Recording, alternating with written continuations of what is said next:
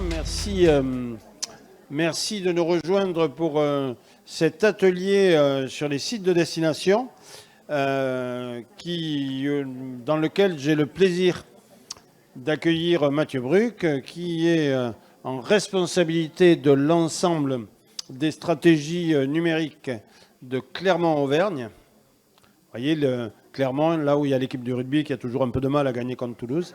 Voilà, c'est là, c'est chez lui. Mais par contre, le site internet, il est top. J'ai le plaisir d'accueillir Géraldine de l'agence Sigma Web et Sébastien Gonzalez de l'agence Raccourci de La Rochelle. Alors, pourquoi on va parler de ce sujet? Pour ceux qui étaient hier au Before, c'est-à-dire on a fait hier une séquence où on a dit qu'est-ce qui s'est passé depuis un an en termes de tourisme, de e-tourisme, de sociétal, etc. Et Ludo a montré qu'il y a 4 ans, j'expliquais que les sites internet sur un article du blog e-tourisme.info, que les sites internet de destination se ressemblaient tous. Voilà, les agences n'étaient pas très contentes. Et puis, il y a quelques mois, au mois de mars, on a fait 2 articles sur un thème, est-ce que les sites web de destination sont devenus incontournables? Ce qui a permis à Ludovic de dire que je changeais souvent d'avis. En fait, c'est vrai. C'est vrai, mais voilà, j'évolue. En fait. Et alors pourquoi j'étais parti sur cette réflexion, est-ce que les sites web de destination sont devenus incontournables? C'est parce que j'avais eu quelques statistiques de la part d'un certain nombre de collègues de destination, où par exemple Arnaud dans le golfe du Morbihan disait qu'en 2022 il y avait plus de 50% d'augmentation du nombre de visiteurs sur le site, avec plus de 2 millions de visiteurs.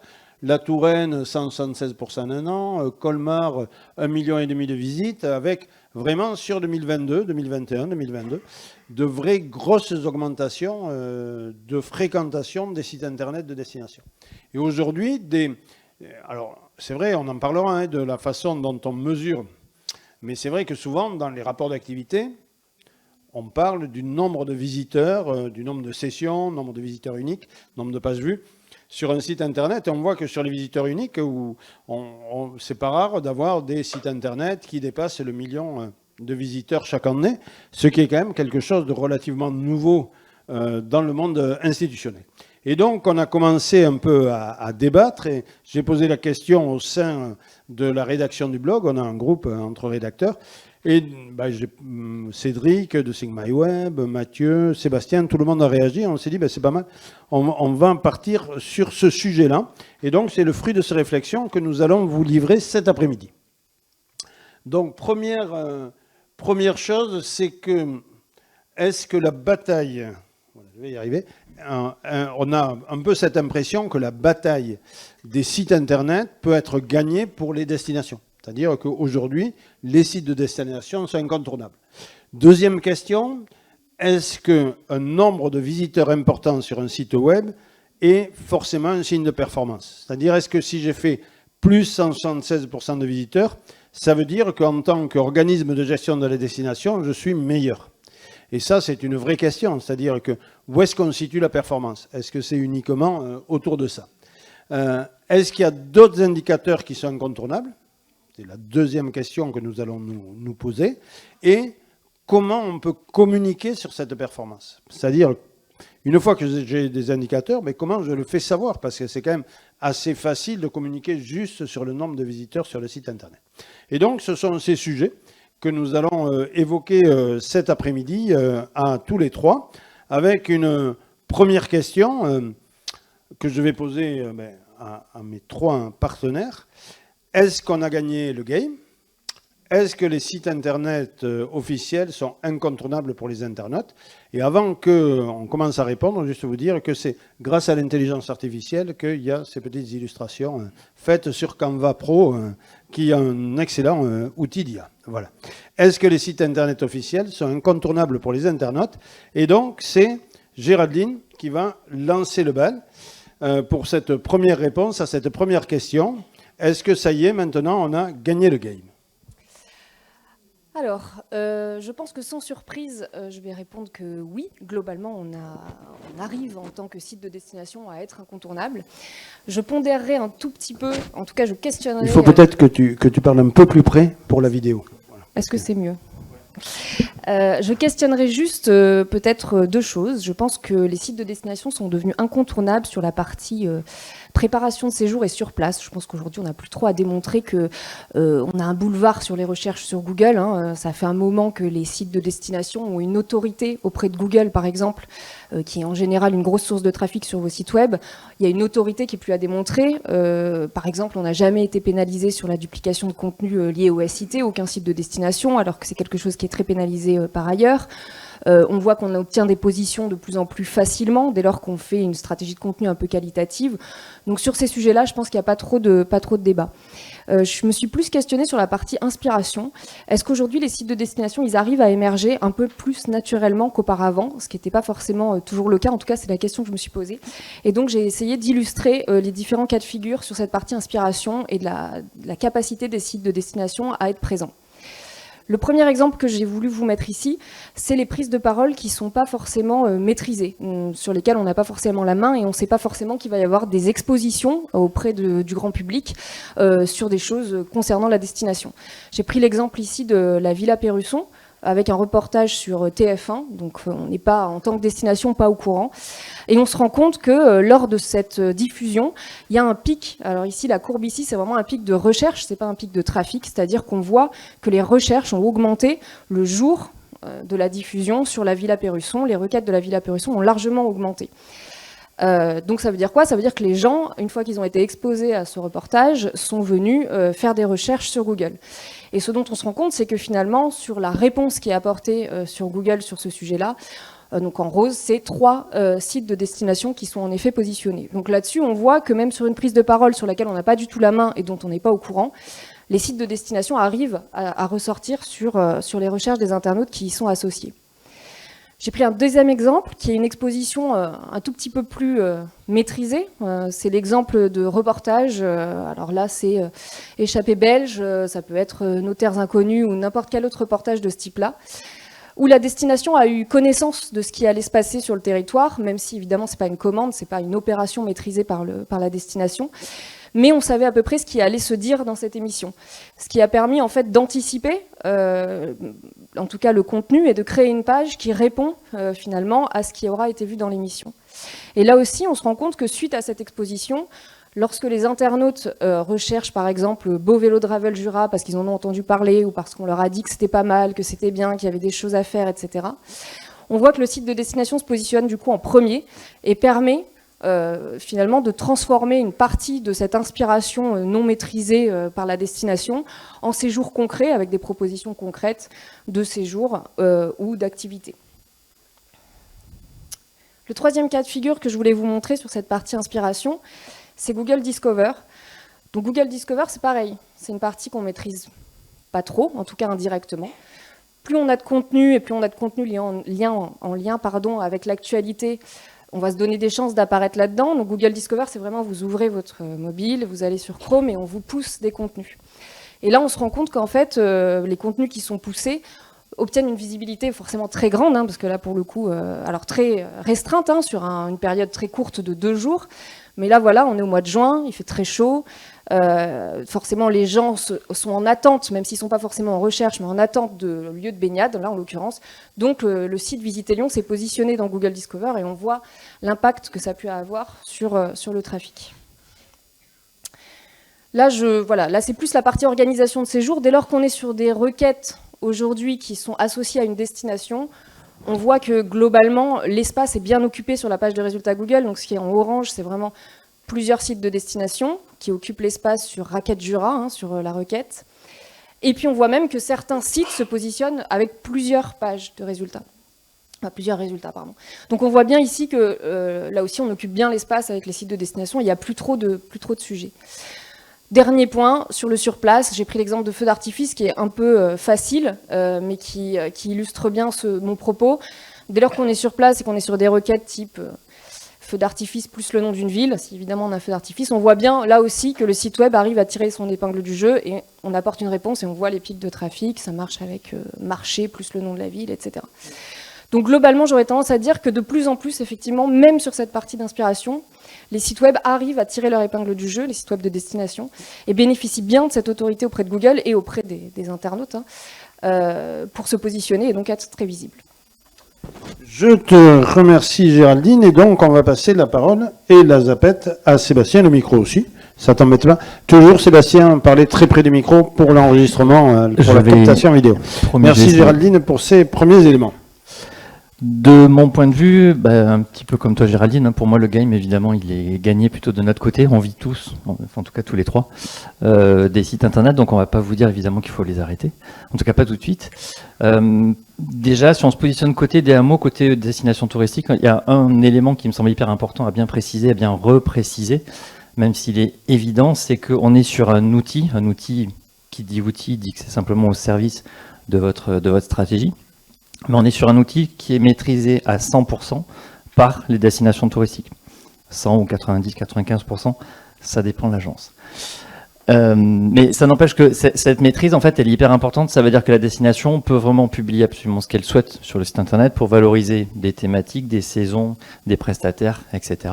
Adhérents, non adhérents, peu importe. On est vraiment sur un outil qui est 100% maîtrisé. Ensuite, si on fait le constat un peu plus approfondi, si on regarde de manière plus détaillée, on s'aperçoit, oui, effectivement, Jean-Luc, tu as raison, que beaucoup de sites internet peuvent se ressembler. Je dis bien peuvent. À notre décharge, agence web, 95% ou 100% des cahiers des charges se ressemblent. Donc forcément, si la demande est identique, il y a des chances évidemment que pour que la réalisation, concrètement, elle se ressemble. Alors bien sûr, il y a le design qui fera complètement la différence, ça c'est important. On est quand même aujourd'hui sur des technos, sur des sites internet, donc des outils qui sont bien plus durables qu'il y a quelques années. C'est-à-dire qu'aujourd'hui, un site internet, la durée de vie, on est plutôt sur 5 ans, 8 ans, parfois plus. Chose importante, c'est que le design, le graphisme va vieillir, mais techniquement, aujourd'hui, on est en capacité, on est plusieurs à faire ça, à proposer tout simplement des outils qui techniquement vont évoluer au fur et à mesure que le temps va passer. Ce qui veut dire que vous avez toujours le même plaisir, le même bonheur à utiliser votre site internet tous les jours, même dans 2, 3, 4, 5 ans.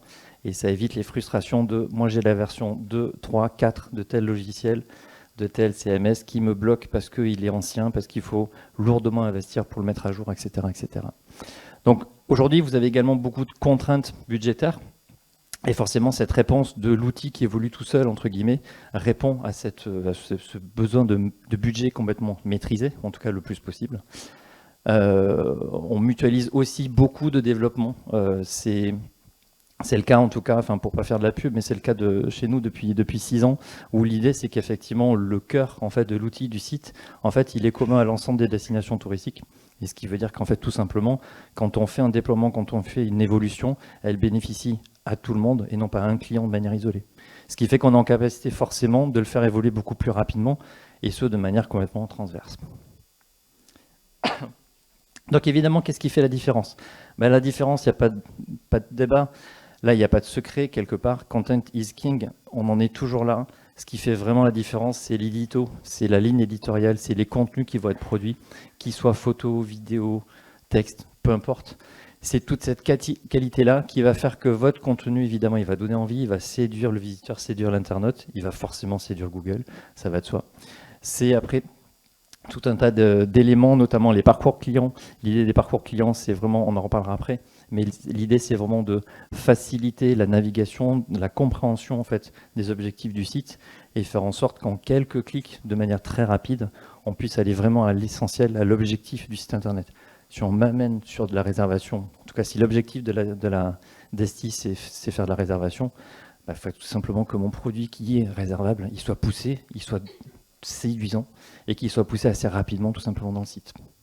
Ça paraît évident, mais pas toujours le cas.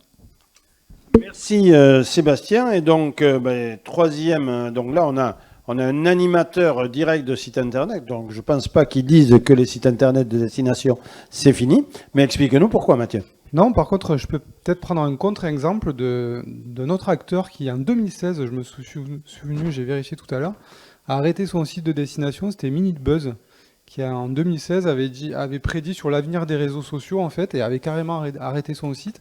Donc c'est sûr que quand on est un pure player comme ça des réseaux sociaux, des médias sociaux et qu'on joue sur l'interactivité, c'est vrai que le site internet est peut-être pas l'outil le plus adapté.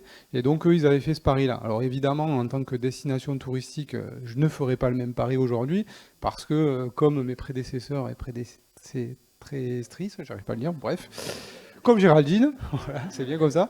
Je suis aussi d'accord sur le fait qu'effectivement un site internet aujourd'hui pour une destination est devenu incontournable. Alors pourquoi? Mais je pense qu'on le vit tous au quotidien. Aujourd'hui, c'est vraiment, je dirais, le cœur du réacteur de l'écosystème digital. Pour vous donner une illustration, aujourd'hui, voilà, on vit tous des projets de fusion touristique à courte ou moyenne échelle. Moi aujourd'hui, voilà, je vis ce projet-là et en fait, la première chose en fait sur laquelle on nous demande de réfléchir, c'est le site internet, parce qu'effectivement, c'est la vitrine de la destination. Et pour deux offices de tourisme qui se regroupent, hein, puisque c'est l'exemple actuel, effectivement, la première chose à faire, c'est d'avoir un site internet commun. Donc on voit bien l'enjeu aussi, qui est un enjeu politique, hein, même au-delà de la technique en fait, qui est effectivement de s'appuyer sur le site internet aussi pour présenter, valoriser la destination.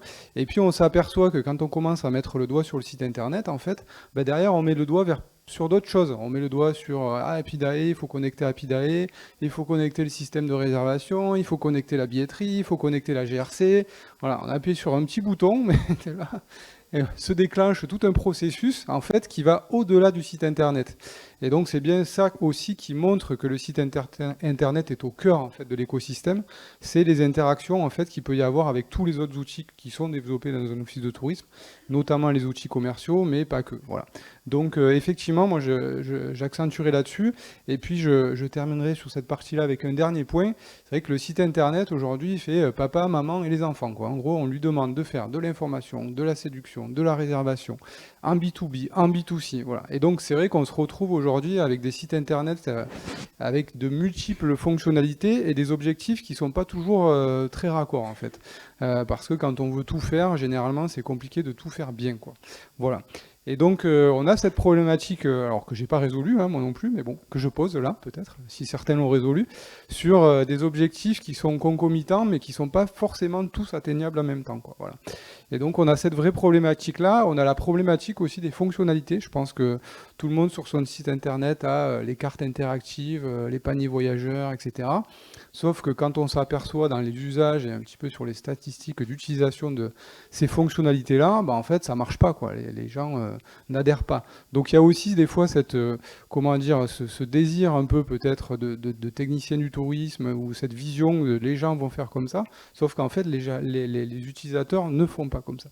Donc il faut aussi avoir peut-être au-delà du site internet et du support qu'il est, en fait, questionner, j'allais dire, chaque élément du site internet pour voir s'il a effectivement une utilité pour le client final, et c'est pas toujours facile de faire ces choix-là. Ceci dit, au travers des indicateurs de performance dont on parlera plus tard, c'est effectivement un moyen aussi de dire à un moment donné, ça on arrête ou ça on continue. Voilà. Et d'avoir cette idée, effectivement, comme le disait Sébastien, d'avoir un site qui évolue aussi en fonction des comportements des utilisateurs.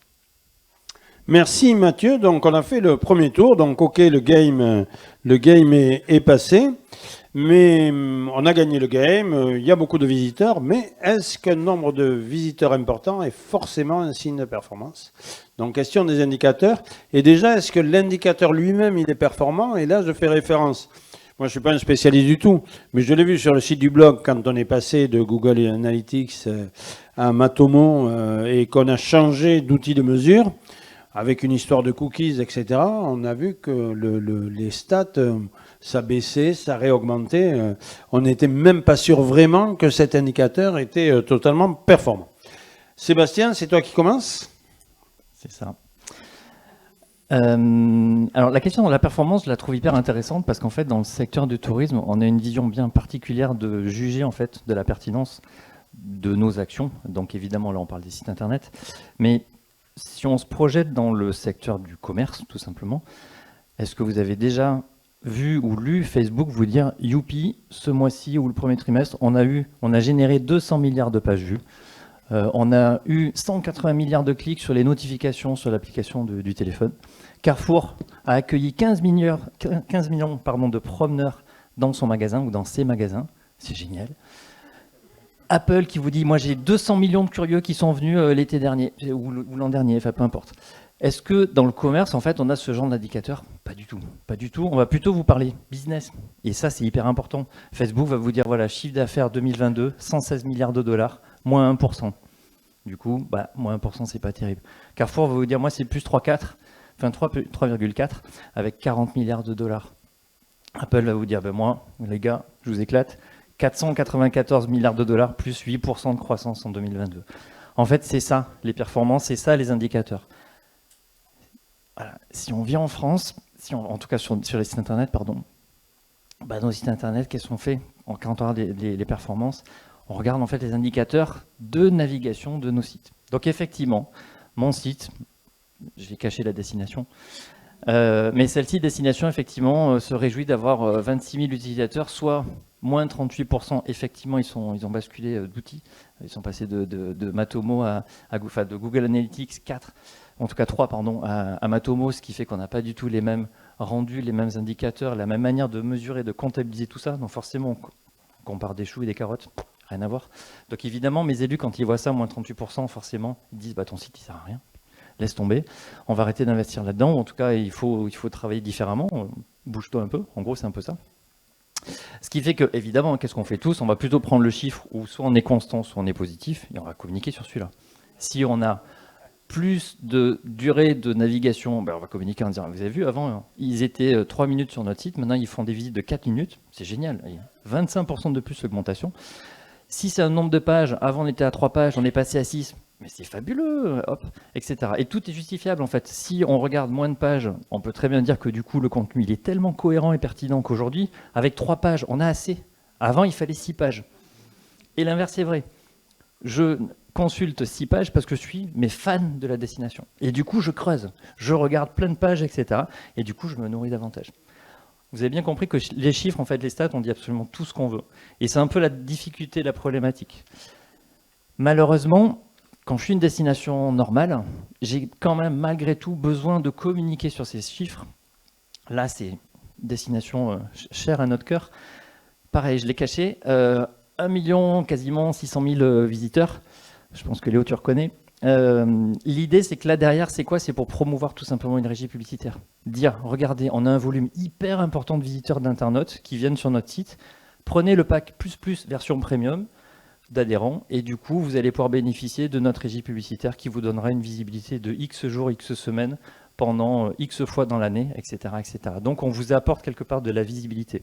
Et là, pour le coup, évidemment, mes stats de visibilité du site, forcément, elles sont importantes, elles sont capitales. Donc finalement, mes objectifs et du coup mes performances, la mesure de ma performance, évidemment, elle va dépendre clairement de ma stratégie. Qu'est-ce que je veux faire? Quels sont mes produits? Quelle est la nature de mon offre? Donc on peut très bien avoir des objectifs quali, des objectifs quanti, peu importe. L'idée évidemment, c'est de se générer et de s'imaginer évidemment ces objectifs-là pour essayer de les atteindre et du coup pour essayer forcément d'aller au-delà d'une année sur l'autre. Sans rentrer dans le détail de tout ça, mais dans le domaine du tourisme, évidemment, je suis forcément hyper critique. C'est un peu le but de vous secouer, titiller un peu à ce niveau-là. Quand on regarde de manière très objective, la plupart des destinations de ski ont cet objectif héroïste hyper important. C'est pour ça que, personnellement, moi, j'adore travailler justement sur ce genre de cas. Parce qu'au moins, il y a vraiment l'idée de j'investis 1 euro et derrière ce site-là, combien est-ce qu'il me rapporte en chiffre d'affaires, que ça soit en forfait, que ça soit en hébergement, peu importe. Mais en gros, l'idée, c'est de générer du business sur le territoire, de faire que l'économie tourne et pas simplement faire en sorte que mon site y tourne. Oui, alors juste un point, Sébastien, si tu me permets, c'est que quand le site est un site marchand, c'est vrai que la mesure est beaucoup plus simple que quand tu as un site de destination dont l'objectif est de renvoyer vers l'offre touristique locale. Donc tu peux estimer un lien de cause à effet, mais tu ne peux pas le mesurer. C'est vrai, mais j'ai pas de chiffre en tête, mais à la louche, on a bien 70 ou 80% des sites de destination qui sont marchands. plus ou moins marchand. Il y a un peu de billetterie, il y a un peu d'hébergement, il y a un peu... Soit c'est la raison directe chez le prestat, soit c'est moi qui ai mon propre outil de commercialisation.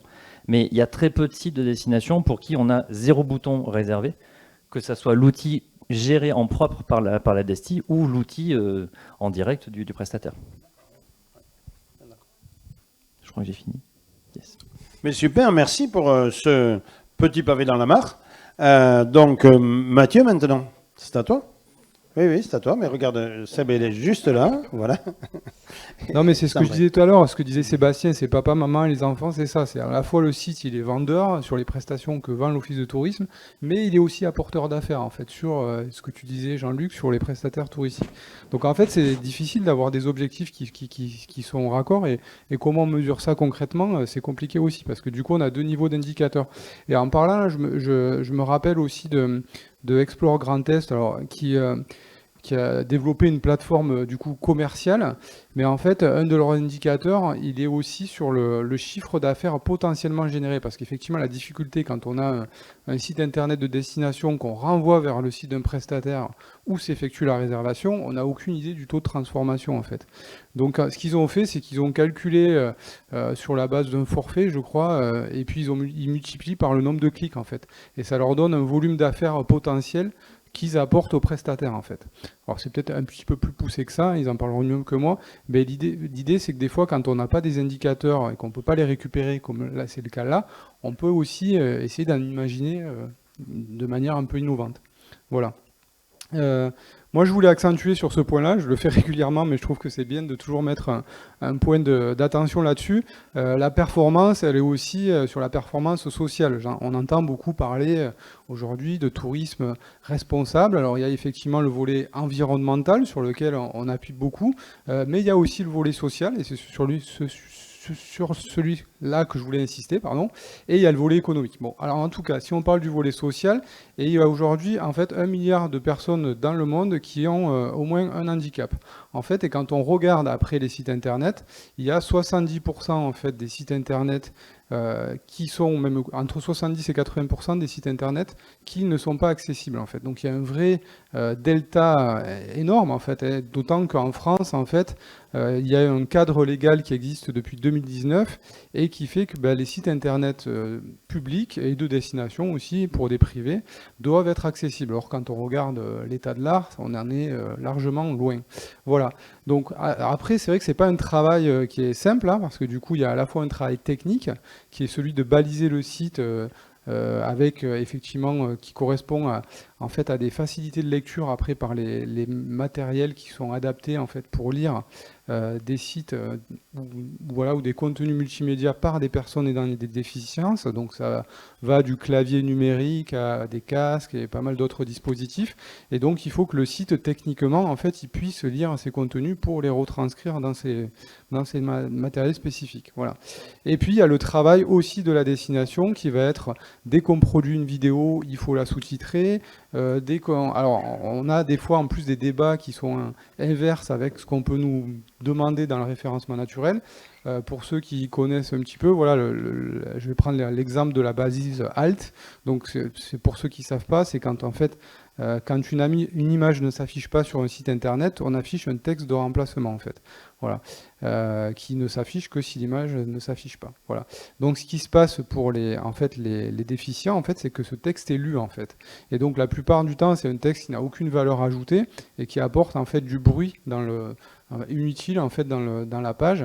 Et donc en fait, la première chose qu'une agence spécialisée en RGA va nous dire, c'est d'enlever les balises alt. Alors que de l'autre côté, l'agence SEO nous dit qu'il faut mettre des balises alt. Donc voilà, on se retrouve avec des contradictions comme ça aussi à gérer. Voilà. Tout ça pour dire qu'en fait la performance, elle n'est pas seulement dans les chiffres, parce que c'est vrai que depuis le début on parle beaucoup de chiffres, mais elle est aussi dans la qualité et le service qu'on peut apporter à des publics spécifiques, en premier lieu ici les publics ayant des déficiences. Voilà. Donc je vous invite, j'ai écrit un article sur itourisme.info où j'illustre ce sujet-là un peu plus en profondeur, mais je pense que c'est un sujet qui devrait tous en fait nous susciter notre intérêt, parce que voilà, on est tous plus ou moins concernés et j'espère le plus tard possible ou jamais, mais potentiellement on peut l'être. Et donc effectivement, se mettre aussi à la place de l'utilisateur, c'est un élément dont je parlerai plus tard, mais qui est aussi important, et de pouvoir répondre à ces publics-là, je pense que c'est un enjeu sociétal et social aujourd'hui qui est important. Voilà, et puis pour illustrer ce que disait Jean-Luc, on a vécu exactement la même situation. En passant de Google Analytics à Matomo, le site il a gagné 40% de visiteurs uniques. Donc c'était assez énorme. Autant dire que dans le rapport annuel... Le problème, c'est que ça dure qu'un an, quoi. Et voilà, le problème c'est ça. C'est que l'année prochaine, on va retrouver une réalité de chiffres qui va être peut-être plus en augmentation, j'espère, mais pas dans les 40%. Voilà, donc en fait, c'est ce que disait aussi Sébastien, c'est que les indicateurs, les chiffres, les outils, en fait, on peut leur faire dire ce qu'on veut, en fait, et on peut les manipuler aussi de manière à arranger un petit peu les choses. Donc attention aussi, quand on communique ou quand d'autres communiquent sur des indicateurs, il faut aller un petit peu gratter derrière pour voir vraiment ce qui s'y cache. Ok, merci, merci Mathieu. Et c'est Géraldine donc, qui va poursuivre sur cette question de la performance. Moi, je vais enfoncer le clou des propos de Sébastien et de Mathieu. Effectivement, est-ce que le nombre de visiteurs est toujours vraiment comparable et est-ce que c'est juste? Alors, je vais illustrer des choses que Sébastien et Mathieu dont ont déjà parlé, mais déjà de quoi elle est constituée cette augmentation? Parce que c'est, entre guillemets, dans l'exemple ici, on fait plus 77%. Si je fais plus 77% parce que finalement j'ai eu un budget com qui a été plus important et que cette acquisition de trafic, elle se fait surtout par le biais de campagnes, ça va être beaucoup moins pérenne, évidemment, que si c'est un travail de fond qui va pouvoir durer plusieurs années. Donc déjà, la question à se poser, c'est effectivement, est-ce que cette croissance, de quoi elle est constituée? Et si on coupe le robinet demain des budgets, et on sait que ça peut être variable, qu'est-ce qui va me rester? Le deuxième sujet que je voulais évoquer, c'est les facteurs exogènes qui peuvent venir impacter cette augmentation-là. Demain, on crée une ligne TGV qui arrive en plein cœur de votre territoire. Il y a des chances que ça augmente aussi la performance et la visibilité sur votre site web. Est-ce que pour autant, c'est lié à la performance intrinsèque de votre site? Ça se questionne. Alors là, c'est un exemple assez flagrant, mais ça peut être d'autres choses. Ça peut être, par exemple, on est en pleine période de canicule et il y a une région en France qui ne la subit pas. Peut-être que là aussi, de fait, ça va impacter les sessions sur votre site web. Et puis, le dernier sujet que je voulais évoquer, c'est est-ce que cette croissance-là, elle se fait vraiment à l'échelle de la destination, ou est-ce que finalement, je bénéficie de quelqu'un qui aurait disparu des radars, un copain du territoire, si je suis un CRT, un ADT par exemple, qui du coup occupait des positions par exemple sur Google et qui ne les occupe plus. Est-ce que du coup, cette croissance, elle est vraiment à l'échelle du territoire, ou est-ce qu'elle est vraiment isolée sur, entre guillemets, un individu? Et puis effectivement, ce qu'on dit déjà pas mal de choses sur les garçons, c'est vraiment le côté technique. Est-ce que j'ai changé d'outil? Est-ce que mon bandeau cookie il fonctionne plus et finalement là je suis en train de traquer toutes les visites et donc effectivement ça me fait une augmentation? Est-ce que j'ai du spam sur mon site? En tout cas, il faut exclure tout problème technique. Le second sujet, c'est effectivement ce que Sébastien a très bien dit tout à l'heure, c'est-à-dire cette augmentation, elle répond à quel objectif en fait? Les sessions, quand je me pose la question de cet indicateur de performance, à quel objectif stratégique touristique je le rattache? Et en fait, en faisant le point sur les différents objectifs, alors là évidemment c'est pas exhaustif, mais on se dit, bah voilà, si mon objectif c'est de remplir les ailes de saison, de vendre plus de séjours, de mieux gérer les flux sur le territoire, de déclencher une envie de séjour, ou même de mieux faire connaître la destination, est-ce qu'à un moment, le fait de me dire je fais tant de sessions va me permettre de répondre à l'un de ces objectifs et de se dire ah bah oui, du coup, puisque je fais plus de sessions, je vends plus de séjours packagés? Non. A priori, dans aucun des cas, ça fonctionne. Donc je prends l'exemple de remplir les ailes de saison, pour en détailler un. Donc là, on a une campagne, ok. Donc c'est l'appel de l'automne en Bourgogne. Gros dispositif, beaucoup de contenu, des actions en amont, etc.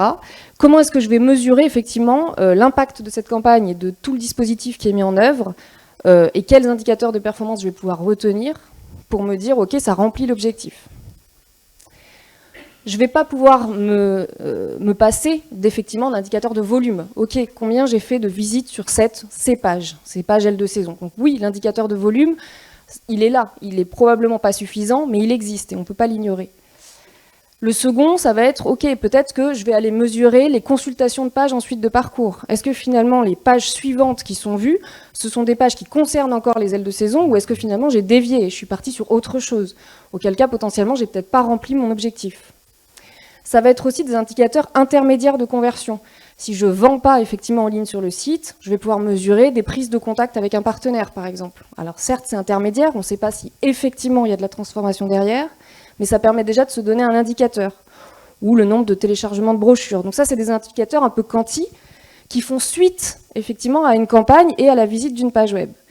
Mais je vais pouvoir aller en amont, aller voir par exemple le nombre de liens que j'ai réussi à obtenir vers cette page depuis d'autres sites. Est-ce qu'en effet, l'ensemble de ma communication m'a permis de rayonner et d'obtenir des liens depuis ailleurs? Je vais pouvoir aller mesurer aussi le nombre et la qualité des mots-clés sur lesquels je me positionne. Est-ce qu'en effet, je me positionne que sur un mot-clé très spécifique qui me génère un peu de trafic, ou est-ce que finalement, je me positionne sur peut-être 20 mots-clés grâce à toute cette opération, qui est du coup beaucoup plus pérenne et qui va me permettre d'assurer pour les années suivantes une perf probablement meilleure. Et enfin, je peux me poser la question de la contribution de ces pages dans le parcours client. Des gens qui rentrent par la home, qui ne rentrent pas du tout par cette entrée elle de saison. Est-ce que j'arrive par le biais de mon parcours client sur le site à les amener vers ces pages-là, à consulter, et donc finalement le site au global me permet de pousser ces campagnes, de pousser ces sujets elle de saison. Donc là, ce sont des exemples, c'est probablement pas exhaustif, mais l'idée surtout ici, c'est de montrer que finalement, les indicateurs de performance, ils ne sont pas déjà que forcément liés au site web, parce que là, c'est des indicateurs Web Analytics, mais on a des indicateurs qui viennent d'autres outils, et c'est le croisement de l'ensemble de ces indicateurs qui permettent au final de se donner une vision globale de la performance d'une OP ou d'un objectif, ou en tout cas d'une action. Et donc tout ça pour dire que finalement, les indicateurs de performance, c'est probablement des indicateurs qu'on va chercher dans plusieurs sources de données et que c'est les interactions entre ces indicateurs qui nous permettent, avec de l'analyse, de se dire « Ok, oui, ça a fonctionné » ou finalement « Non, je suis passé à côté et c'est pas performant ».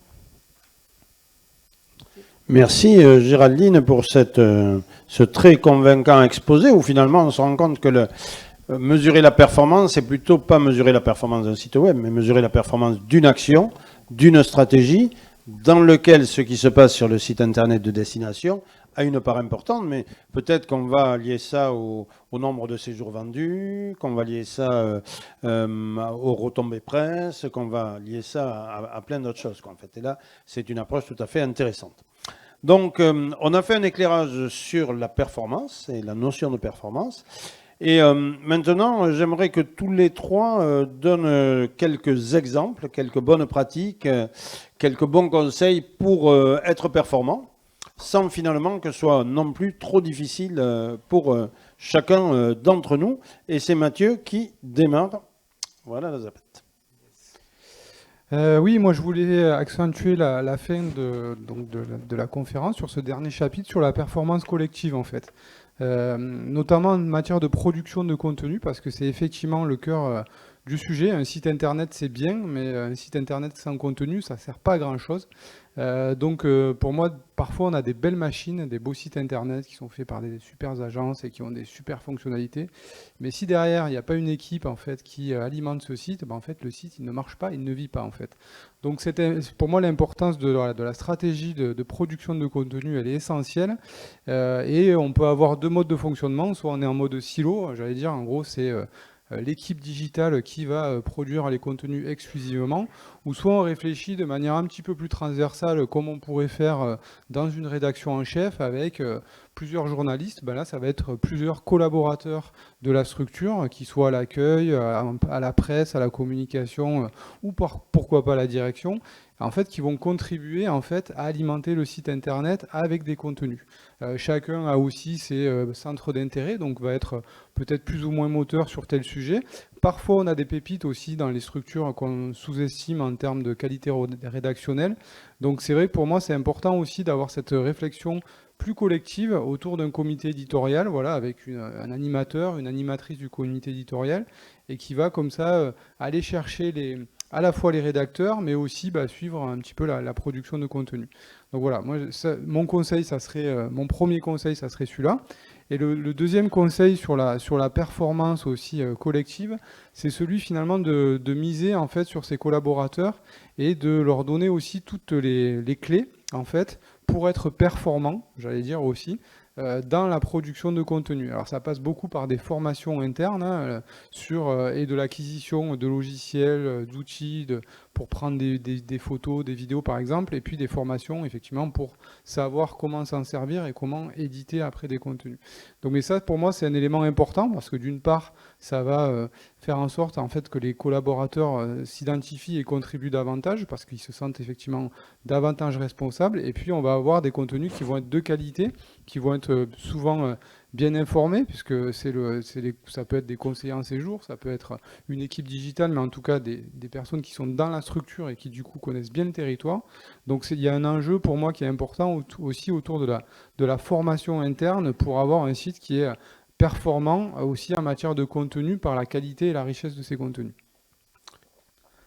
Là, par exemple, juste pour rebondir sur le comité éditorial, c'est ce qu'à Clermont-Auvergne vous avez. C'est-à-dire, c'est pas uniquement l'équipe web qui se charge de la production de contenu, on est beaucoup plus large. C'est ça, oui. On a effectivement une animatrice d'un comité éditorial et qui s'appuie sur différentes ressources en interne, en fait, dont des collègues à l'accueil, mais pas que. Aussi, ça peut être à la presse. On a parfois des invités, on va dire, exceptionnels quand il y a des sujets particuliers à traiter. Mais effectivement, on essaye d'englober toute l'équipe, en fait, pour réfléchir et produire du contenu, en fait. Voilà. Et ça marche plutôt bien, parce que effectivement, le site est régulièrement alimenté avec des nouveaux contenus. Et puis ça colle aussi à l'actualité parce qu'effectivement, parfois quelqu'un à l'accueil qui est en face d'un client, il sait qu'il faut absolument produire un contenu sur cette partie-là parce qu'il a eu 10 fois la question dans le mois, quoi. Voilà. Et alors quelqu'un qui est au digital, il n'aura peut-être pas le même ressenti, le même face au public qui du coup ne voit pas. Lui, il voit les réseaux sociaux, mais ça peut être différent aussi. On peut avoir voilà. Et donc c'est vrai que d'avoir ces différents points de vue, c'est une richesse en fait qui est vraiment intéressante dans l'animation d'un comité éditorial. Le troisième point, c'est celui de se mettre à la place du visiteur. Alors après, Sébastien va parler du cocon sémantique un peu plus dans le détail, mais en fait, la performance aussi, des fois, il faut l'analyser d'un point de vue client, parce que par exemple, on s'est rendu compte avec des outils d'analyse de mots-clés que sur la partie archéologie, en fait, c'était un terme qui était la plupart du temps utilisé par les universitaires, en fait, mais personne en domaine grand public n'utilise ce mot. On parle des Romains et des Gaulois, oui, ça c'est sûr. Et donc, en termes de stratégie de contenu aussi, c'est intéressant à chaque fois qu'on produit un contenu, de se demander en fait comment le perçoivent en fait les utilisateurs, et du coup d'écrire et d'utiliser ces mots-clés au travers de la page en fait. C'est pour ça qu'on ne parle pas d'archéologie, mais on parle des Gaulois et des Romains. Voilà. Et c'est beaucoup plus porteur en termes de référencement d'une part et de trafic d'autre part si on regarde la performance. Mais vous ne parlez pas d'Alésia quand même. Eh bien, on ne parle pas d'Alésia, non. Non, ça, on parle de Gergovine. Voilà, c'est ça. Comme dans Astérix. Voilà, c'est ça. Exactement. Et le dernier point, le dernier conseil que je pourrais donner, c'est sur la durabilité du site internet. Alors Sébastien en a parlé. Pour moi, il y a deux écoles. Il y a effectivement les agences qui vous proposent, on va dire, des socles qui sont évolutifs et où chacun bénéficie d'une évolution du socle. Mais il peut y avoir une autre école, c'est celle que nous, on a choisie avec notre agence, qui est là. Coucou. Donc en fait, on a dès le départ misé sur un site internet avec un socle, on va dire, parce que déjà on avait un temps de travail qui était assez réduit, de 3 mois. Donc on est parti sur un socle de départ avec des fonctionnalités, on va dire, assez basiques pour un site internet de destination, qui répondait à 80% des demandes. Et en fait, chaque année, en fait, on met un budget d'évolution pour faire évoluer le site en fonction des besoins que l'on a en interne et aussi des besoins utilisateurs.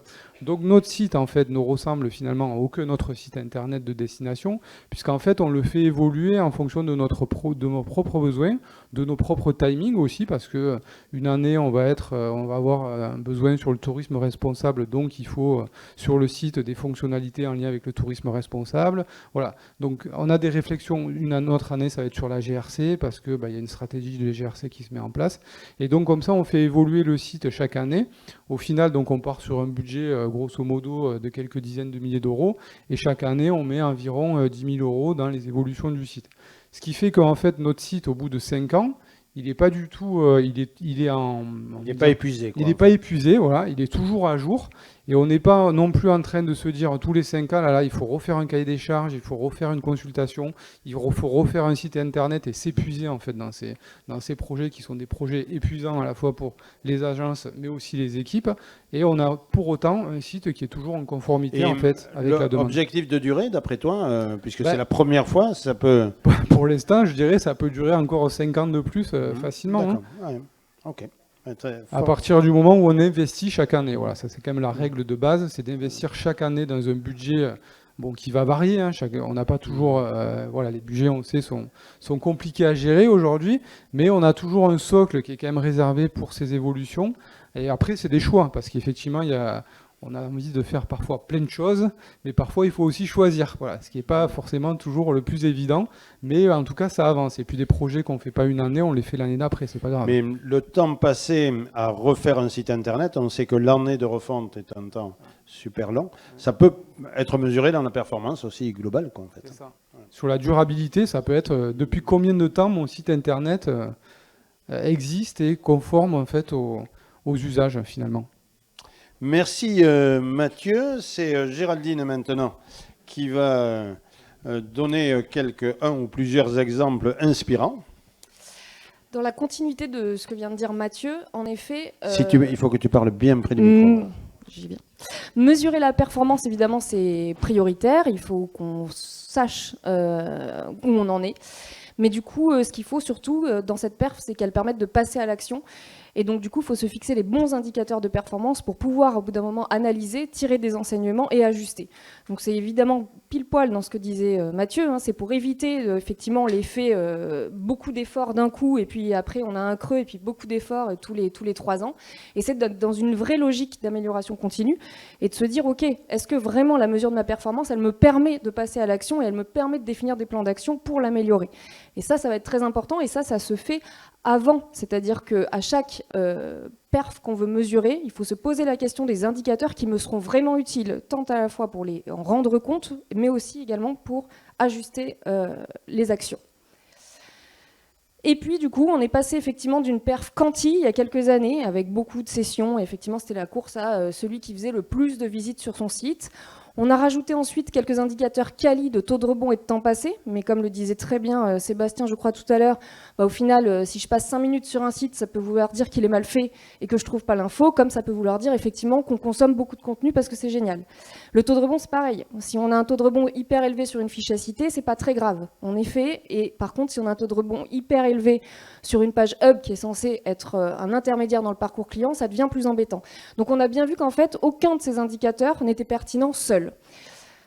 Donc, avoir une performance raisonnée, en tout cas dans une performance qui est beaucoup plus générale. Ça a déjà été évoqué tout à l'heure, mais la performance technique, parce que la performance technique, elle va permettre derrière d'optimiser toutes les autres performances et tous les autres indicateurs. Est-ce qu'effectivement, mon site, techniquement, il est propre? Est-ce qu'il fonctionne? Est-ce qu'il n'a pas de gros points de blocage? Sur la performance effectivement légale, c'est-à-dire toute la politique de données personnelles, le RGPD, est-ce qu'effectivement je suis performant là-dessus? Est-ce que sur mes obligations, l'ensemble de mon site est bien structuré et répond à ces obligations? Sur l'éthique, effectivement, ce que disait Mathieu, sur le RG2A, est-ce que effectivement mon site est accessible et est-ce que je peux, je remplis mes obligations aussi là-dessus légales? Est-ce que les objectifs du site web sont bien remplis, et les objectifs touristiques, vraiment liés à la strate touristique, et pas d'autres objectifs forcément des fois de communication? Est-ce que c'est un site qui influence les comportements? Je vais prendre 2 exemples juste après. Et est-ce que j'ai une performance qui prend en compte les enjeux environnementaux avec tout ce qui va être autour du numérique responsable? Et donc qui influence? Je pense qu'on peut aujourd'hui aussi, je voudrais juste faire un focus là-dessus. Si on a des sites, on va dire, sensibles, aujourd'hui, comment est-ce qu'on les traite? Aujourd'hui, en tant que site web de destination, comment je décide de traiter, sachant que je suis visible, on a démontré qu'on était incontournable dans le parcours client, etc. Je tape falaise d'Étretat, j'ai 3 sites de destination. Comment est-ce que chacun de ces sites de destination traite le sujet falaise d'Étretat? Donc je peux avoir différents cas de figure. Je peux décider de ne pas le traiter, du coup de décider d'arrêter d'en parler, parce que je me dis comme ça ne fera pas venir de monde. Mais du coup, potentiellement, je laisse la place à d'autres. Je peux décider de le traiter avec un certain niveau de sensibilisation pour essayer d'influer un petit peu le comportement des touristes sur le site. ou je peux décider de le traiter en changeant complètement de point de vue potentiellement et de le traiter sur une consommation un peu différente. Donc là, c'est un exemple. Là, c'est le Mont-Saint-Michel. Devenir complètement hors saison, de faire des activités qui sont différentes et qui ne font pas aller sur le Mont-Saint-Michel, ou de visiter l'écomusée, etc. En tout cas, aujourd'hui, on fait beaucoup de visites sur les sites web. On a forcément une influence. On est beaucoup présent dans le parcours client. Comment est-ce qu'on se sert de ça pour avoir une utilité et une force de frappe et servir vraiment le territoire? Et le troisième sujet que je voulais évoquer, je l'ai déjà un peu évoqué tout à l'heure, c'est est-ce que dans la performance, il ne faut pas passer à une performance aussi, c'est pas l'un ou l'autre, hein, c'est vraiment de faire les deux, mais une performance collective, à l'échelle du territoire. Est-ce que l'ensemble des sites de destination présents sur le territoire, institutionnels, pourquoi pas demain aussi privés, sont positionnés sur des requêtes qui sont stratégiques? Donc là, par exemple, sur Week-end en Bourgogne, combien est-ce que j'ai de sites institutionnels qui se positionnent? Comment est-ce que j'occupe l'espace avec l'ensemble des outils à la disposition de la destination, donc l'ensemble des sites web de destination, comment est-ce que j'occupe l'espace et comment est-ce que je me coordonne pour améliorer la performance à l'échelle globale du territoire, et pas seulement site à site. Donc là, par exemple, on a une perf collective de 36%, parce qu'on occupe en partie l'espace en première position. On voit qu'il y a beaucoup de résultats payants, ça va être difficile de prendre la place. Bon, et de se dire que demain, potentiellement, avec des plans d'action coordonnés, de se dire la perf, elle va vraiment aller collectivement, et on va essayer d'obtenir tous ces résultats-là pour occuper, alors pourquoi pas demain l'ensemble de la page, hein, mais pour occuper avec un maximum de sites du territoire la présence sur Google, par exemple. Avec quand même une question, moi, que ça me fait réagir sur le fait de dire les sites internet de destination, c'est-à-dire est-ce qu'il faut à chaque fois avoir des budgets concomitants pour occuper l'espace, c'est-à-dire que j'ai Pau, j'ai Le Béarn, j'ai l'ADT, j'ai tout le monde, et donc comme ça on est sûr d'être dessus, ou alors finalement est-ce que la performance elle ne va pas aussi à simplifier le nombre de réponses quoi, en fait? Je pense que simplifier le nombre de réponses, c'est prendre un risque, parce que ça laisse la place aux autres. Après, je ne suis pas sûre que la solution soit forcément des budgets mutualisés. Après, il y a des actions coordonnées de production de contenu, avec des comités éditoriaux, comme l'évoquait Mathieu, à l'échelle de la destination, pour coordonner la place de chacun et le traitement édito de chacun sur un même sujet. Et ça permet d'occuper plus de place et de ne pas laisser la place demain à potentiellement des privés qui, on le sait, si on n'occupe pas tout l'espace sur Google, c'est compliqué. Surtout que ce ne sont pas toujours, selon les clientèles ou les requêtes, les mêmes sites qui sont concernés, quoi, en fait. Oui. Ok, merci beaucoup pour cette réflexion. Et c'est à toi, Sébastien, sur un bon exemple, bonne stratégie. Alors en fait, je voulais terminer par deux conseils, deux tips en fait, pour justement améliorer sa performance du site. Le premier, ce sont les parcours clients. Ça, les parcours clients, c'est une notion qu'on entend régulièrement, mais je suis pas certain que beaucoup maîtrisent en fait ce que ça implique et ce que ça veut dire derrière, même si au final c'est quelque chose, c'est plutôt du bon sens en soi. L'idée du parcours client, en fait, c'est évidemment, c'est toujours pareil. On parle des objectifs, des cibles, donc les envies, donc qu'est-ce que représente mon territoire, qu'est-ce que je veux faire, si je veux le vendre, si je veux juste apporter du trafic, si je veux pousser du trafic vers mes prestats, etc. En fonction de ce qu'on souhaite, évidemment, les parcours à imaginer vont être différents. Ensuite, après, l'idée du parcours client, elle est toute simple, c'est faire en sorte que l'internaute, il accède à mon objectif, et ce, de manière le plus rapidement possible. Si c'est 2 clics, si c'est 3 clics, si c'est 5 clics, à la rigueur, peu importe, à partir du moment où c'est cohérent dans le parcours et que je ne m'essouffle pas finalement dans le parcours. Il n'y a rien de pire que des pages où on clique d'une page à l'autre et en fait on a l'impression de perdre un peu son temps. On ne creuse pas forcément l'info, on passe d'une rubrique à l'autre, c'est un peu sans queue ni tête et du coup le résultat, qu'est-ce qui se passe? On a plutôt envie de sortir du site ou revenir en arrière plutôt que de creuser, d'aller encore plus loin. Donc l'idée du parcours en fait, c'est pas si compliqué en soi, c'est simplement de se dire en fait je dois inspirer l'internaute, je vais lui donner envie, je dois lui proposer des expériences sur lesquelles il va pouvoir se projeter en disant ah ouais ça peut être sympa, ça peut être pas mal, que ça soit pour pousser de l'hébergement, pousser une activité, pousser un séjour, à la rigueur peu importe. Et l'idée évidemment si mon objectif c'est faire du business, ça va être de pousser la réservation. Donc ces parcours-là, évidemment, il faut qu'ils soient cohérents, qu'il faut qu'ils soient séduisants, il faut évidemment qu'ils soient réfléchis, qu'ils soient imaginés, qu'ils soient structurés, mais il faut surtout jamais perdre de vue que la page d'accueil, n'est pas systématiquement la page d'atterrissage principale sur votre site. C'est-à-dire qu'il faut aussi imaginer des parcours clients à l'intérieur du site avec des pages thématiques, des landing pages, qui peuvent être poussées sur la saison, sur une activité, sur du patrimoine, sur peu importe vos incontournables, etc. Et ce sont aussi ces pages-là qui peuvent être des pages d'atterrissage sur lesquelles il est important, malgré tout, de venir valoriser, donner envie, séduire et hop, pousser vers mon objectif final qui peut être, encore une fois, de la réserve. Et je te rejoins, Jean-Luc, on n'est pas systématiquement sur des objectifs de réservation, pas à chaque fois dans les destinations.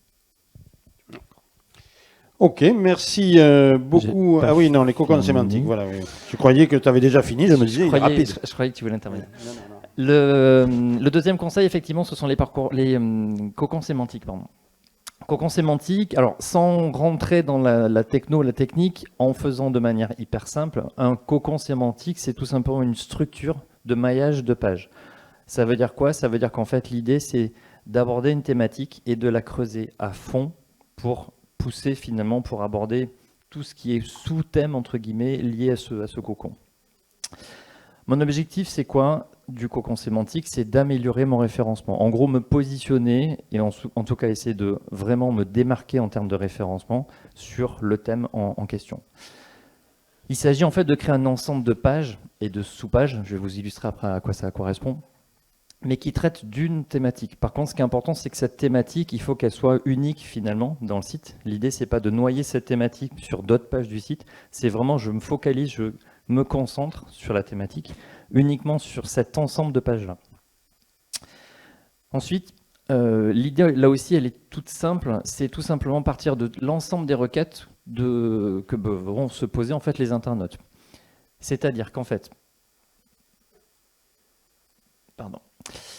juste pour vous donner un exemple qui est simulé, admettons sur le département de la Dordogne, on pourrait imaginer avoir une page à la découverte de Sarlat. L'idée, c'est de pousser en fait sur cette page-là et sur l'ensemble des sous-pages tout ce qui va concerner Sarlat, tout ce que les internautes vont pouvoir se poser et du coup taper sur Google. Première question, ça va être qu'est-ce que je peux faire à Sarlat? Est-ce que Sarlat, je peux y passer un week-end? Est-ce que Sarlat, j'y passe une semaine? Donc ça va être une semaine à Sarlat, Sarlat avec les enfants. Où est-ce que je peux manger à Sarlat? Où est-ce qu'on peut se divertir à Sarlat? Ou sortir à Sarlat? Aller en boîte à Sarlat? À Mathieu. Se garer à Sarlat, etc., etc., etc. L'idée, c'est vraiment aborder l'ensemble de ces thématiques qui sont liées, encore une fois, à ma thématique initiale, donc à ma page parent, entre guillemets, donc à Sarlat. Tout ça, donc en gros, j'ai ma page mère, Sarlat, différentes pages filles, donc vous avez compris, ça va être le fait de pouvoir se garer, le fait de pouvoir dormir, de pouvoir manger, etc. Et ensuite, après, un ensemble de sous-pages. L'idée, c'est de créer ensuite du lien, un maillage, entre l'ensemble de ces pages-là, pour faire en sorte que pour Google, il y ait une vraie navigation qui soit complètement fluide et cohérente sur une thématique unique, dans l'exemple en tout cas là, c'est Sarlat. Sans rentrer trop dans le détail, mais pour que vous ayez suffisamment d'infos en fait, pour pouvoir le faire directement, ce qui est important, c'est que la page initiale qui aborde, admettons, Sarlat, il faut qu'elle soit vraiment avec du contenu. C'est pas simplement une page qui va me pousser les sous-pages et les sous-sous-pages, donc les pages filles et les pages petites filles, ou les pages enfants, petits-enfants, peu importe. L'idée, c'est qu'il y ait du contenu, donc à peu près 400 mots, mais en gros, voilà, qu'il y ait du contenu, qu'il y ait des paragraphes. Que ces paragraphes, il y ait des balises de titres au niveau du référencement, qu'elles soient plutôt en H2, pour donner là aussi du poids au niveau des titres. Et évidemment, il faut que la suggestion des pages entre les pages filles, donc les pages sœurs, c'est la même chose, elle soit là aussi naturelle, elle soit fluide. Que je passe pas de où est-ce que je peux me garer à l'hôtel, par exemple. Voilà, faut qu'il y ait une certaine relation, une certaine cohérence. Ensuite, par contre, je vous l'ai déjà dit, ce qui est important, c'est que ma thématique, il faut que ça soit le seul endroit finalement où je la traite. Il ne faut pas qu'elle soit noyée sur le site avec d'autres pages qui vont aborder aussi la thématique. Il faut vraiment que ma thématique de Sarlat, ça soit uniquement l'ensemble de toutes ces pages. Il peut y en avoir 5, 10, 50, peu importe. Mais ce sont l'ensemble de ces pages-là qui vont aborder justement ma thématique, Sarlat. Pour trouver les mots-clés, parce que l'idée évidemment c'est de se positionner vraiment en tant qu'internaute sur qu'est-ce que je peux faire à Sarlat en gros. L'idée elle est plutôt facile, c'est le parking, c'est dormir, c'est les enfants, etc., etc. Du coup, pour vous aider, pour creuser, si vous avez des thématiques un peu plus complexes ou un peu plus poussées, vous avez différents outils, là je vous en ai sorti plusieurs, qui sont pour la plupart soit payants, soit en version premium avec abonnement. Et je vous ai mis en fait juste là une capture d'écran, un exemple. Là donc j'ai tapé simplement découvrir Sarlat sur le site Answer the Public, où en version gratuite on peut quand même avoir quelques infos. Et là en fait vous voyez que vous avez tout autour du cercle l'ensemble des requêtes qui sont tapées par Google, par les internautes, qui concernent justement découvrir Sarlat. Donc l'idée c'est tout simplement de voir un petit peu qu'il parle des incontournables. Tiens, faut que je crée une page là-dessus. Où aller à Sarlat, découvrir Sarlat, pourquoi Sarlat est connu, etc., etc. Donc ça veut dire qu'on a toutes les thématiques et les sous-thématiques de mes pages filles et petites filles qu'on va pouvoir traiter. Merci beaucoup. Alors, dernière question avant de passer la parole à la salle, et c'est là-dessus qu'on va vous faire réagir. C'est comment on communique finalement sur la performance de son site web de destination. Et donc, je suis allé voir le rapport d'activité de Clermont-Auvergne. Et tu vas nous dire, et sur le rapport d'activité, très logiquement, quand on est au chapitre promotion digitale, on voit que c'est la vitrine de la destination, qu'il y a des caps symboliques qui ont été atteints avec 1,1 million de visiteurs uniques, 2,2 millions de pages vues, les pages les plus consultées, plus ensuite l'infolettre avec le taux d'ouverture moyen, Apidae, etc. Donc finalement, on est sur quelque chose qui est facilement communicable. Et par rapport à tout ce qu'on disait, comment on peut sortir de ça? Parce que là-dessus, c'est un clin d'œil à Mathieu, mais je pense que la majorité des... Enfin, s'il y en a qui ont des idées, ils vont pouvoir de suite nous le dire, ou qui font autrement. Mais la majorité des rapports d'activité ont quand même à peu près toujours la même présentation. Mathieu, ton retour là-dessus... Mais c'est que tu es un grand taquin, Jean-Luc. Oui. Mais ça, on le savait déjà. Mais oui, en fait, effectivement, nul n'est prophète en son pays, comme on dit, mais il y a effectivement les chiffres qu'on communique et les chiffres qu'on analyse, en fait. Et tout dépend à qui on s'adresse. Là, en l'occurrence, le rapport d'activité, il a deux cibles qui sont à la fois la collectivité, en fait, et les prestataires touristiques partenaires, en fait. Et c'est vrai que ces deux publics-là fonctionnent aujourd'hui avec des indicateurs essentiellement quantitatifs. Pour les prestataires, en fait, eux, ce qu'ils veulent, c'est de la visibilité et du chiffre d'affaires, très concrètement. Et pour les collectivités, ils sont, pour notre cas, sur une délégation de services publics sur laquelle a été défini des critères d'évaluation qui sont les mêmes depuis 5 ans et qui permettent annuellement en fait d'avoir des indicateurs de comparaison et qui sont définis par la collectivité et sur lequel en fait on a difficilement matière à pouvoir questionner ou faire évoluer. Donc j'allais dire après c'est de la gestion interne en fait. Si c'est la demande, ok, on y répond avec un rapport d'activité qui correspond à la demande en fait. Rien n'empêche après, et c'est peut-être je pense là où il faudrait évoluer, et je me le dis aussi à moi-même quand je dis ça, c'est vers des tableaux de bord en fait qui soient internes un peu différents et peut-être qu'ils soient pas les mêmes entre la direction et les équipes en charge des projets parce que effectivement en fonction du cadre dans lequel évolue, on n'a pas forcément besoin d'appréhender et d'analyser les mêmes critères en fait. Oui, et puis peut-être qu'il faut hybrider aussi, comme on disait tout à l'heure, les analyses de performance, c'est-à-dire qu'au lieu d'analyser d'un côté le site internet, de l'autre le nombre de visiteurs à l'accueil, de l'autre le chiffre d'affaires de la boutique, peut-être que si on a une stratégie où on dit on veut élargir les ailes de saison, c'est autour de ça, si on a fait une action spécifique, qu'on peut mesurer des éléments en particulier. Oui, après la difficulté, c'est que pour le cas d'un office de tourisme, on a quand même plusieurs métiers, que ce soit du commercial, du digital, etc. Et qu'on est quand même obligé d'analyser ce qui se passe dans chaque service, en fait, oui, parce que c'est le meilleur moyen d'évoluer aussi ou de déceler des choses qui ne fonctionnent pas, en fait. Merci Mathieu. Alors je voudrais qu'on vous laisse la parole un petit peu. Est-ce que vous avez des réactions, des questions? Boilem, dans un premier temps, de l'Office de tourisme de Bayonne. Merci Jean-Luc et merci à tous les trois. Oui, déjà sur les indicateurs, juste, j'ai bien aimé qu'on parle d'amélioration continue et en amélioration continue, souvent, on parle de 3 types d'indicateurs, des indicateurs d'activité, des indicateurs de qualité, puis des indicateurs de performance. Là, on a beaucoup évoqué performance, mais je pense que c'est intéressant aussi de parler qualité et la performance, c'est souvent des ratios entre plusieurs paramètres. Voilà, ça c'est une première remarque donc, à questionner. Et puis l'autre aspect, c'est peut-être, bah oui, nous, dans notre pratique, juste pour plutôt un témoignage, on a évolué par rapport à ce que tu disais tout de suite, Jean-Luc, sur les indicateurs. Bah, aujourd'hui, on communique plutôt sur des indicateurs synthétiques, c'est-à-dire le nombre de contacts, bah, on va mélanger en fait des contacts comptoirs, des contacts téléphoniques, des contacts web, réseaux sociaux, etc. Parce que c'est ça le reflet de l'activité de l'Office. Et ça n'a plus grand sens de parler que les visiteurs comptoirs, etc. Sans parler de tout ce qui a été évoqué, hein, tous les paramètres externes qui contribuent à l'évolution, le Covid, la fermeture de certaines destinations, on l'a vécu en Méditerranée, etc., etc.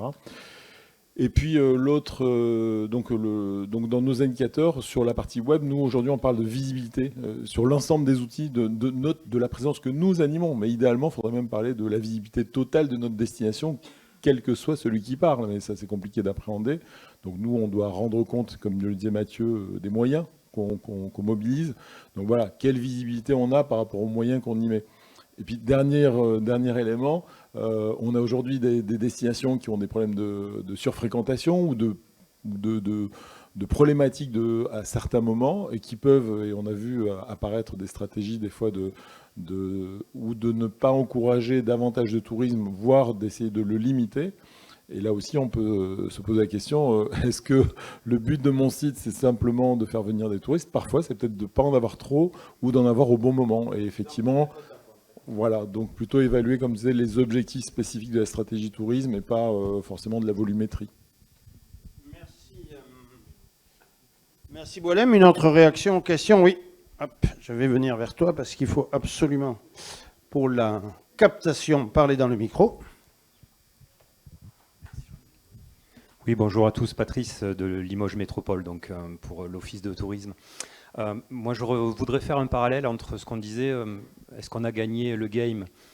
Je garderai un point d'interrogation avec l'échange qu'on a eu ce matin autour de l'arrivée de l'intelligence artificielle et de comment demain, les résultats dans un moteur de recherche seront présentés, avec possiblement la synthèse que vous nous avez donnée et la citation ou pas des sources, ou l'affichage des sources qui ont alimenté cette réponse. Dans tous les cas, tout le travail qu'on vient d'évoquer ici, il me semble indispensable parce que c'est certainement ça qui va continuer à alimenter les bases de données qui seront utilisées par les intelligences artificielles pour donner les réponses à nos requêtes. Par contre, est-ce que nos sites seront encore visités de cette même façon? Peut-être pas. Donc voilà, je pose une interrogation sur ça. Et ensuite, une autre réflexion sur le fait que, évidemment, dans les présentations qu'on fait tous de nos résultats sur les sites web, il y a vraiment beaucoup de facteurs à mettre en avant. Évidemment, on a plein de métiers. Donc chaque objectif et chaque métier appelle des indicateurs qui sont différents. Donc la réponse, elle n'est peut-être pas aussi tranchée parfois que celle qu'on a voulu. La volumétrie, on en a besoin. Le qualitatif et le quantitatif, il faut les croiser. Et c'est un vrai gros travail d'analyse qu'on doit tous faire et qui dépend vraiment des publics auxquels effectivement on doit présenter nos résultats. Juste en fait pour réagir effectivement déjà à ce que disait tout à l'heure Boilem, au niveau des indicateurs, évidemment, on s'est focalisé sur quelques indicateurs, mais il y en a plein d'autres. On aurait très bien pu aussi se focaliser sur la GRC. On peut aussi avoir plein d'objectifs divers et variés. On n'avait qu'une heure. Bon. Mais on pourra en discuter avec plaisir. Et je comprends et je compatis effectivement pour les fêtes de Bayonne. On a plutôt envie de promouvoir sur le site autre chose que venez à Bayonne. Non, venez pas, ne venez pas. C'est un problème de riche, entre guillemets, d'essayer d'orienter différemment justement les visiteurs et les internautes. Sur l'IA, j'ai pas vraiment la réponse. Par contre, la réflexion que j'ai tout de suite en vous écoutant, c'est que l'IA, quelque part, il faut la nourrir. Aujourd'hui, une intelligence artificielle, et on y travaille beaucoup nous en interne, il faut soit la nourrir en lui donnant des indicateurs, et après construire, entre guillemets, sa propre philosophie à partir de certains mots-clés qu'on lui a donnés, soit elle peut se nourrir aussi d'Internet directement. Et généralement, on fait un combo, un mix des deux. L'idée, c'est que c'est plutôt un bon paramétrage pour avoir un bon dosage, pour faire en sorte que l'IA ne dise pas de bêtises, parce que ça arrive. Donc d'avoir une sorte de maîtrise, entre guillemets, sur effectivement ce qu'elle va dire. Mais pour autant, il faudra quand même lui donner du grain à moudre pour qu'elle puisse se forger une idée de en quoi Limoges Métropole est une destination intéressante pour moi, en quoi est-ce qu'il y a la frérie des petits ventres qui est bien, pas bien, etc. etc. Donc il faudra que soit on considère que le job, c'est à Google de le faire et c'est à lui de nourrir avec d'autres outils ou d'autres sites internet qui vont nourrir cette IA pour créer ce contenu-là. Je pense qu'on aura plutôt, en tant que destination touristique, vous aurez plutôt un vrai rôle à jouer justement pour nourrir ces intelligences artificielles, pour pouvoir créer le contenu. Avec la vraie question qu'on a eue il y a 10 ans, je me rappelle, ici même, quand on parlait de Google My Business, qui à l'époque s'appelait autrement, hein, où on disait la même chose. On disait, est-ce que nous, si on nourrit Google Maps, en faisant renseigner les pages par les prestataires ou en les renseignant nous-mêmes, est-ce qu'on ne va pas déshabiller nos sites de destination? Aujourd'hui, on en a aussi la démonstration, mais c'est vrai que ce débat, il est toujours éternel. On va vite jusqu'à il va falloir qu'on conclue. l'intelligence artificielle. Il y a déjà aujourd'hui la position 0 de Google, en fait, qui est la fameuse position qui apparaît en premier et qui est déjà une prémisse quelque part de l'intelligence artificielle, parce que l'utilisateur ne se rend pas sur le site internet, il reste sur la page de résultats de Google où est la réponse. Pour autant, je pense que quand on regarde les chiffres de fréquentation, ils sont quand même en augmentation. Donc il y a aussi voilà, ce parallèle qu'on peut faire aujourd'hui. Officiel, etc. qu'il faudra. Voilà, je pense que, et c'est ce que disait aussi Sébastien, c'est que aujourd'hui, quand on regarde l'intelligence artificielle, en fait, le mode de réponse est quand même assez textuel, hein, quand on regarde ChatGPT. Alors, est-ce que ça va correspondre demain à ce que recherchent les internautes, ou est-ce que sur un site internet, on va apporter de la valeur ajoutée dans le parcours client, dans l'imaginaire, dans les photos, dans les vidéos qu'on va dresser autour? Aujourd'hui, en tout cas, l'intelligence artificielle en l'état de l'art, en tout cas, est peut-être encore en dessous de l'expérience que peut proposer un site internet. Après, il y a ce côté peut-être facilité qui est effectivement appréciable, mais bon, pour autant, je pense que encore pour quelques années, je pense qu'on peut encore miser sur les sites internet, même avec l'arrivée là assez. Parce que l'intelligence artificielle, on en parle aujourd'hui, mais elle existe depuis déjà longtemps. Mais en fait. c'est parce qu'il y a la générative. Ouais. Sur ce, comme il est -20, je vous remercie tous les trois. Merci à vous. Bravo pour cette excellente.